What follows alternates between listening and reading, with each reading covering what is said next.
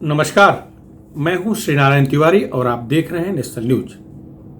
उत्तर प्रदेश विधानसभा चुनाव में एक नया मोड़ आ गया है। अब तक कांग्रेस पार्टी के पास कोई भी सीएम चेहरा नहीं था, लेकिन अब स्वयं कांग्रेस आला कमान राहुल गांधी की बहन प्रियंका वाड्रा सीएम चेहरा बन गई हैं। भले ही कांग्रेस ने इसे घोषित न किया हो, लेकिन प्रियंका वाड्रा ने ये स्वयं कहा है कि जो चेहरा आपको सामने दिख रहा है, जो हर जगह दिख रहा है, वही चेहरा सीएम उम्मीदवार है। उन्होंने अपने मुंह से सीएम शब्द का उपयोग नहीं किया, लेकिन मीडिया से बात करते हुए उन्होंने एक तरह से घोषित कर दिया, अपने मन के अंदर दबी भावना को उजागर कर दिया। वैसे उत्तर प्रदेश कांग्रेस के लोग बहुत पहले से यह चाह रहे हैं कि प्रियंका वाड्रा उत्तर प्रदेश में मुख्यमंत्री का चेहरा बन के आए, जिससे कांग्रेसी जो हतोत्साहित हुए जा रहे थे उनमें उमंग आ जाए, उत्साह आ जाए। प्रियंका वाड्रा ने लोगों की मांग को पूरा कर दिया, लोगों से तात्पर्य कांग्रेसियों की। अब नया उत्साह आएगा, ऐसी उम्मीद कांग्रेसी जता रहे हैं। आपकी जानकारी के लिए, अभी तक उत्तर प्रदेश चुनाव में कांग्रेस कहीं भी नहीं दिख रही थी। कांग्रेस का कोई वजूद नहीं दिख रहा है। वहां लड़ाई केवल और केवल भारतीय जनता पार्टी अर्थात एनडीए और समाजवादी पार्टी अर्थात समाजवादी पार्टी के साथ जो संगठन गठबंधन में है, वो इन दोनों के बीच ही लड़ाई दिख रही है। कांग्रेस दूर दूर तक कहीं नहीं दिखाई दे रही है। इसी तरह से बहुजन समाज पार्टी भी शून्य में है, कहीं उसका भी वजूद नहीं दिख रहा है। लेकिन प्रियंका वाड्रा ने अपने नाम को चर्चा में ला दिया। उनके नाम चर्चा में आने से कांग्रेसियों में उत्साह बढ़ेगा, इसमें कोई दो राय नहीं है। कांग्रेसियों की मांग थी कि मरी हुई पार्टी को जिंदा करने के लिए प्रियंका जैसा कोई एक चेहरा उत्तर प्रदेश को चाहिए, जिसके आधार पर वो ये कह सके कि अगर हमारी पार्टी सत्ता में आती है तो मुख्यमंत्री हमारी ये होंगी, अर्थात प्रियंका वाड्रा होंगी। तो इस समय उत्तर प्रदेश में 4 मुख्यमंत्री पद के दावेदार हैं। एक तो वर्तमान मुख्यमंत्री योगी आदित्यनाथ स्वयं हैं, अखिलेश यादव पूर्व मुख्यमंत्री, सपा के नेता, सपा के सर्वेसर्वा वो हैं, मायावती अस्थायी रूप से मुख्यमंत्री पद की उम्मीदवार बसपा की तरफ से हैं। अब चौथा जो नाम आया है वो श्रीमती प्रियंका वाड्रा का है। यह अलग बात है कि अभी तक के सारे सर्वेक्षण यही बता रहे हैं कि कांग्रेस पार्टी वहां 4-5 सीटों में सिमट जाएगी। फिलहाल उनके पास 7 सीट है, इससे बढ़ने की उम्मीद तो नहीं दिख रही है, क्योंकि पोलराइजेशन बड़ी तेज हो रहा है। जितना पोलराइजेशन उत्तर प्रदेश में होगा, उतना ही भाजपा का फायदा होगा। पोलराइजेशन कराने में 1 नंबर का काम अखिलेश यादव कर रहे हैं। उत्तर प्रदेश का चुनाव 2 ध्रुवों पर केंद्रित होता दिख रहा है, हिंदुत्ववादी विचारधारा और हिंदुत्ववादी विचारधारा के विरोधियों की विचारधारा। उसमें विरोधियों की विचारधारा में मुसलमानों की खुश करने वाली एक विचारधारा और जुड़ी हुई है, अर्थात मुस्लिम तुष्टीकरण की विचारधारा। अखिलेश यादव अपनी पूरी राजनीति एम वाई फैक्टर पर फिर से शुरू कर दिए हैं। एम से तात्पर्य मुस्लिम, वाई से तात्पर्य यादव। दोनों मिलाकर के इनके अब्बाजान अर्थात पिता श्री मुलायम सिंह यादव भी जीत हासिल करते रहे हैं, बाकी और जातियों को समेट लेते थे। लेकिन राम मंदिर आंदोलन शुरू हो जाने के बाद अखिलेश यादव और उनके अब्बाजान की वो राजनीति, वाई वाली राजनीति अर्थात यादव वाली राजनीति खत्म हो गई। अधिकांश पढ़ा लिखा यादव तबका श्री राम के साथ आ गया, श्री राम भक्तों के साथ आ गया। मुलायम सिंह यादव द्वारा कार सेवक पर गोली चलवाना, उनकी निर्मम हत्या करवाना, यह मुद्दा किसी को नहीं पटा। उस आंदोलन में बड़े पैमाने पर यादव लोग भी शामिल हुए थे, क्योंकि श्री राम किसी एक जाति की नहीं है, श्री राम सबके हैं। उस आंदोलन में अवध क्षेत्र के बड़े पैमाने पर यादव वर्ग के लोग भी गए थे, वो भी लाठियां खाए थे। तो यही वजह था कि वो सब नाराज हुए और सब राममय वातावरण तैयार करवा दिए। भाजपा को प्रचंड बहुमत 2014 से मिलना शुरू हुआ उत्तर प्रदेश में, जो सतत जारी है। इसको तोड़ने की पूरी कोशिश अखिलेश यादव कर रहे हैं। लेकिन यादव वर्ग, सुशिक्षित पढ़ा लिखा वर्ग, उनमें जो पढ़े लिखे हैं वो ट्रस्ट से मस नहीं हो रहे हैं, वो अपनी जगह अडिग हैं। अब अगर यादव के अलावा जो ओबीसी का और तबका है, ओबीसी और जातियां उन पर डोरे डालना शुरू किए, लेकिन वो भी कारगर नहीं हो रहा है। स्वामी प्रसाद मौर्य आदि को जो अपनी पार्टी में ले जा करके एक वातावरण तैयार करने की कोशिश की है। जो तीन पूर्व मंत्री गए, उससे एक वातावरण तैयार करना चाहे, लेकिन वातावरण बनता नहीं दिख रहा है, उल्टा नुकसान हो गया। स्वामी प्रसाद मौर्य गए, उनके साथ कौन गया यह अभी समय बताएगा, चुनाव परिणाम बताएगा। क्या उनकी जाति गई? पूरी जाति किसी एक व्यक्ति के साथ नहीं होती, क्योंकि अगर उनकी जाति उनके साथ है तो केशव प्रसाद मौर्य के साथ कौन है? और कांग्रेस छोड़ करके जो कांग्रेस की पोस्टर गर्ल प्रियंका मौर्य भाजपा में आ गई हैं, तो क्या ये मौर्य नहीं है? मतलब मौर्य समाज उनके साथ नहीं गया है, वो अकेले गए हैं। उनके गांव के कुछ लोग भले चले गए हों, यही दिख रहा है। तो मतलब आज उत्तर प्रदेश की लड़ाई चतुष्कोणीय बन गई है मुख्यमंत्री के एंगल से। लड़ाई आमने सामने है, आमने सामने फाइट है, लेकिन मुख्यमंत्री की रेस में प्रियंका वाड्रा कूद जाने से, आ जाने से चतुष्कोणीय मुख्यमंत्री की लड़ाई हो गई है। अब जब कोई सर्वे होगा तो 4 नाम पूछे जाएंगे, लेकिन जनता 2 में ही चयन करने जा रही है, और बाकी 2 नाम कहीं दिखाई नहीं पड़ेंगे। अब सर्वे कोई कराएगा तो यही दिखेगा कि 1 नंबर पर योगी आदित्यनाथ, 2 नंबर पर अखिलेश यादव। अब इनके बीच में कितने का अंतर होता है, यह अलग बात है। एक चीज जरूर है कि प्रियंका वाड्रा उत्तर प्रदेश कांग्रेसियों में जान जरूर फूंक देंगी। इनका चेहरा मोहरा, दादी से चेहरा, दादी से नाक, ये जरूर गुल खिलाएगा। इनका अब फोकस उत्तर प्रदेश के सवर्णों पर डोरे डालने का है, उन्हें अपने पाले में खींचने का है, विशेष रूप से ब्राह्मणों को। त्रिपुंड चंदन, ईश्वर का दिया हुआ चेहरा मोहरा, ये सब प्रभावित करने के लिए काफी कारगर हो सकता है। कारगर बनाने की कोशिश कांग्रेसी करेंगे। जिस तरह से राहुल गांधी को जनेऊधारी हिंदू सिद्ध करने का प्रयास किए थे गुजरात चुनाव में, अब जनेऊधारी हिंदू की बहन तो जनेऊधारी हिंदू की बहन तो कौन होगी? मतलब जनेऊधारी हिंदू ही होगी। और इस तरह से ये अपना गंगा स्नान, दर्शन, मंदिर जाना, मंदिर भटकना, ये दिखा रही हैं। एक तरह से ब्राह्मणों को आकर्षित करने की पूरी कोशिश पहले से कर रही थी। मंत्र जाप करना आज आप सुने ही होंगे मंच पर, अब वो और करने की कोशिश करेंगी। रिजल्ट कितना मिलेगा ये तो समय बताएगा, 10 मार्च को मालूम पड़ेगा। लेकिन वहां के जो ब्राह्मण चेहरे हैं, भाजपा के में जो बड़े बड़े ब्राह्मण चेहरे हैं, उनका मानना है कि कोई फर्क नहीं पड़ता है। दादी जैसी नाक ठीक है, वो कुछ बुजुर्गों को अच्छा लगेगा जो स्वर्गीय श्रीमती इंदिरा गांधी को पसंद करते थे, उनको वोट देते थे, उनको प्रधानमंत्री के रूप में उनकी सराहना करते थे, शायद थोड़े से प्रभावित हो जाएं। लेकिन वो सब जातियों में हो सकते हो, किसी एक जाति की बात नहीं है। अब आश्चर्य की बात देखिए, श्रीमती इंदिरा गांधी फिरोज खान की धर्मपत्नी थी, फिर भी उत्तर प्रदेश के ब्राह्मण या देश के ब्राह्मण उन्हें अपना मानते थे। जवाहरलाल नेहरू को पंडित जवाहरलाल नेहरू कैसे पता नहीं, कुछ लोग गयासुद्दीन आदि सारे मुद्दे जोड़ते हैं, मोतीलाल नेहरू आदि दद्दन भाई क्या क्या, लेकिन फिर भी उन्हें पंडित जवाहरलाल नेहरू स्थापित कर दिया गया था। और वो उत्तर प्रदेश के लोग आंख बंद करके पंडित मान लेते थे। उनकी सुपुत्री श्रीमती इंदिरा गांधी को फिरोज खान की पत्नी होने के बावजूद भी ब्राह्मण और सवर्ण उन्हें ब्राह्मण ही मानते थे।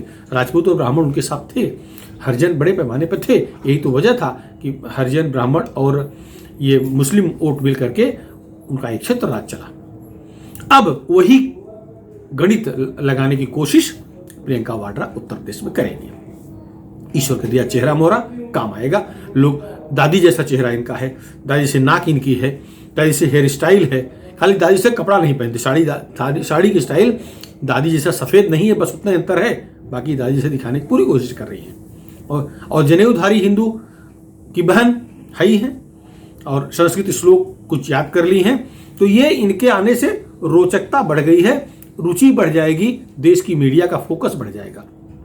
पहली बार जो प्रधानमंत्री ख्वाब देखते थे, उस परिवार के लोग एक प्रदेश के मुख्यमंत्री के रूप में लड़ने का प्रयास करेंगे। चुनाव नहीं लड़ेंगे, श्रीमती प्रियंका वाड्रा चुनाव नहीं लड़ेंगे, लेकिन चेहरा दिखा देंगी, विधान परिषद तो है ही है। इस तरह से उत्तर प्रदेश का चुनाव अब रोचक मोड़ पे आ गया है। अखिलेश यादव मजबूरी में चुनाव लड़ने जा रहे हैं, विधान परिषद वाले सब हैं।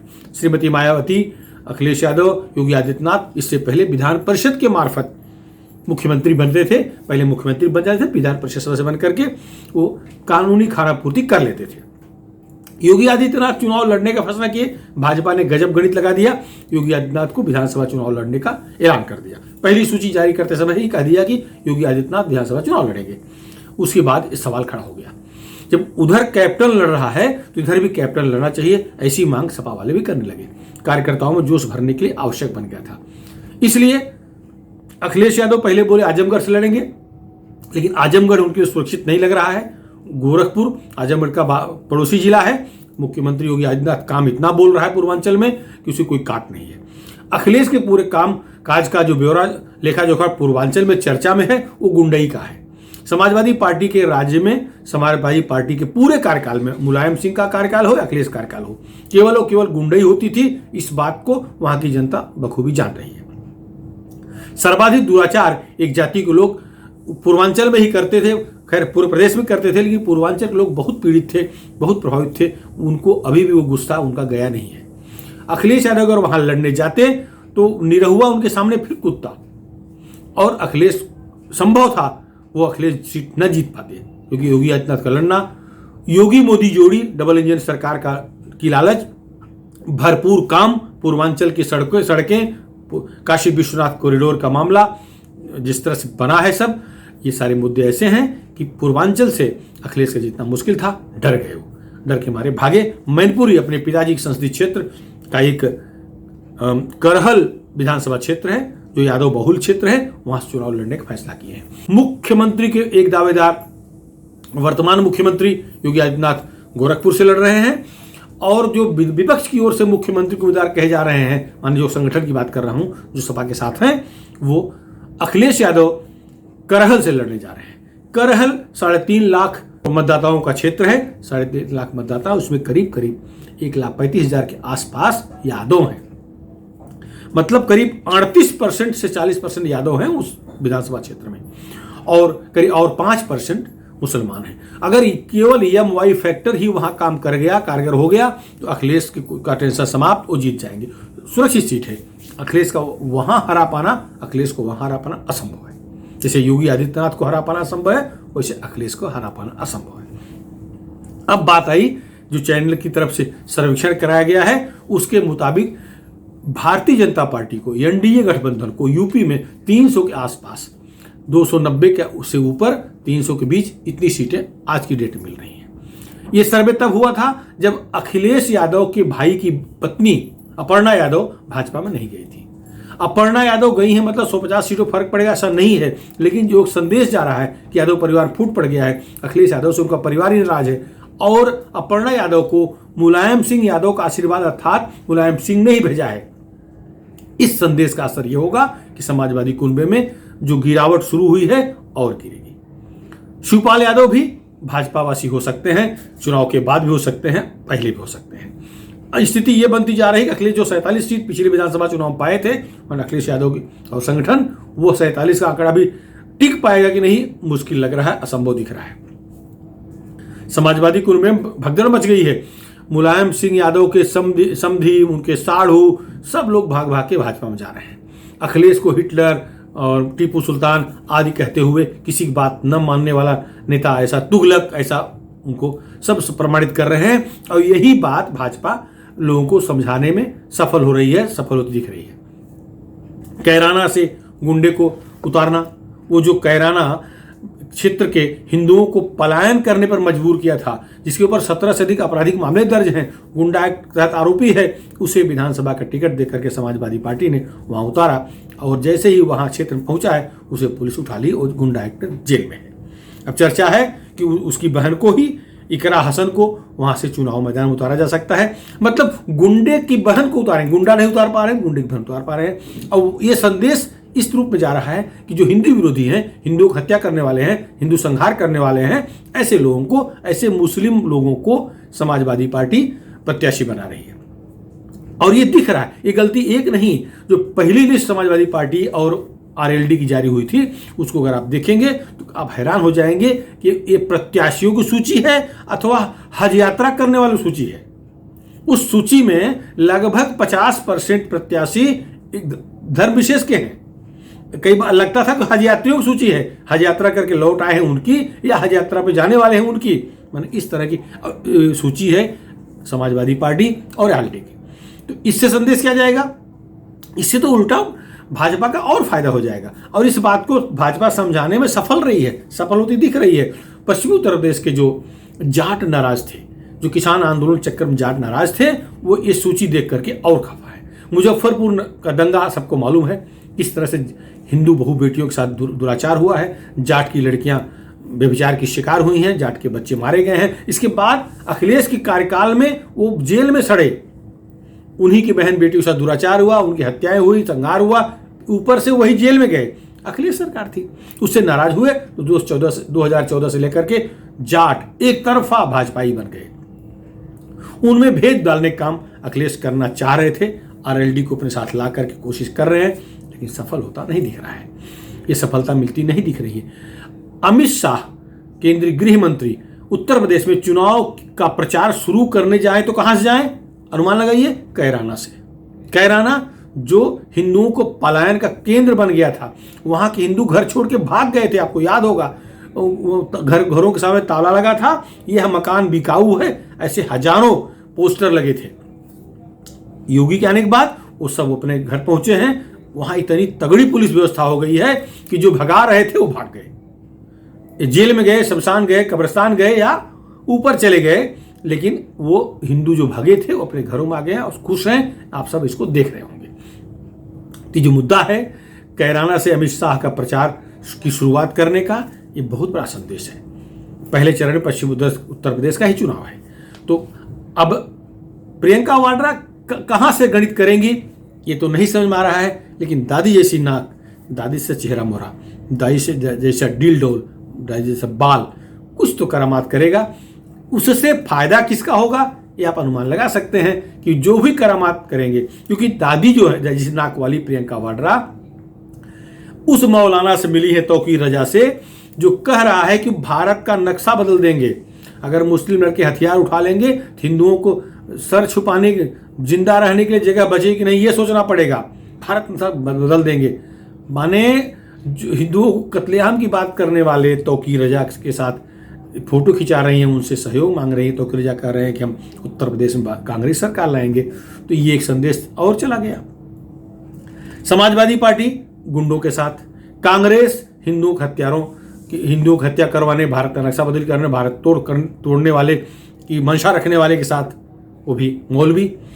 ये जो इन दोनों की लड़ाई में फायदा किसका होगा? भाजपा का होगा। ये आपस में टकराएंगे।